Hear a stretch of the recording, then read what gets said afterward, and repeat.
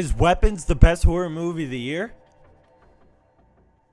Before watching the film, I heard some good reviews, so I was excited. This would be only the second horror movie I've ever seen in the actual theaters. And I've only ever seen a handful of horror movies in general. So it's still a new experience to me. And I think like last year, maybe a little before, a little over a year, is when I started to watch horror movies. My first thoughts on the film was, it's a pretty good movie. I think it's a little overrated. And honestly, I don't understand all the hype. Because I've seen a lot of hype. That could just be that's my algorithm is movie stuff. So they're going to send me movie stuff. There were some things I liked about it, obviously. There were some really good parts to it that they did very well. And some things that confused me, and I don't understand why they did that. Or exactly why it happened.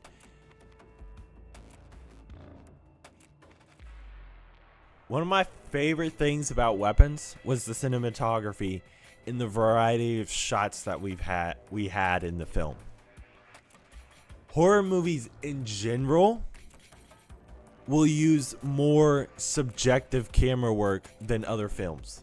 And what subjective camera work is, it's POV shots, over the shoulder shots, and trailing shots.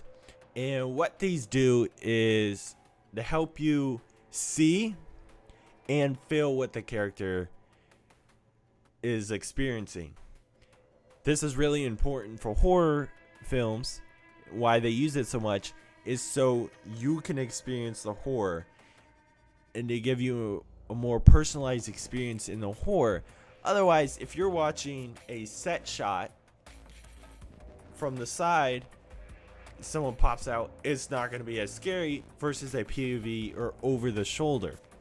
And the suspense of a trailing shot following the character around every turn and corner, you feel that. And the film didn't just do that for one character. It did it for 5 different characters, which was a really interesting choice, which made it a unique movie, and I really enjoyed that. That goes into another aspect of like how they had 5 different perspectives to the story. And each time they showed a perspective, you find out a little bit of information and puzzles or pieces to the puzzle and unravel the mystery. So the next perspective, we're like, wait, that overlapped, and that's why that happened. And when you're seeing that happen, you're like, that happened because that happened. And if I'm being honest, it didn't feel super horror-y. To me, the main core aspect of the movie was more of a mystery and drama. There was definitely horror elements, and you would definitely classify it as horror, but I felt like that was more of the key foundation of the movie. The focus was less scaring you and putting you on edge. It was more of figuring out what happened to the missing kids and what's really going on. With that kind of being said, the horror elements felt a little inconsistent. They were really strong in the beginning.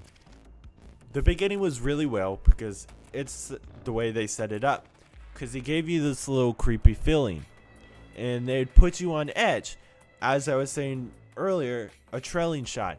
When she first goes into the convenience store to buy alcohol, the trailing shots were really well done. It's one of my favorite shots in the entire film was the trailing shot through the different, what do you call in stores? Aisles. Thank you. You're welcome.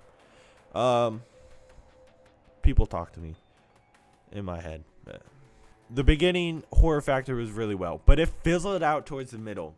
Especially when we started switching aspect or perspectives, I almost didn't feel any horror at all. There wasn't really any more horror until we got to the last perspective which was Alex's perspective. Then we got back into the horror a little bit and started to see creepy. But the final like fight scene and climax, I felt like they joked too much. It's okay. I thought it was good when he was throwing that crackhead around and he just kept coming back. That was good. I thought that was funny. But then they kept up that same funny with the rest of the final fight scene. And to me, it's like you kind of lost me there. Like you're being unserious. And I was not messing with that. One of the best parts of the film was definitely when we saw Alex's perspective. That's when everything started to click. Click. I'm sorry, what is your name as a group? The Click. Click or click? Click. And we got to see all that he went through in the torment and all that he had to do, feeding all those kids, feeding his parents. That's when it started to get more horror. I really liked that. That was probably the best part of the entire film. We got to see really how creepy that lady was, which we don't see throughout the rest of the film, especially the middle, because they de-scarize. And I'm gonna be honest, I don't really get scared much. Movies, there are only 3 things I'm scared of. Number 1, God. Number 2, taxes.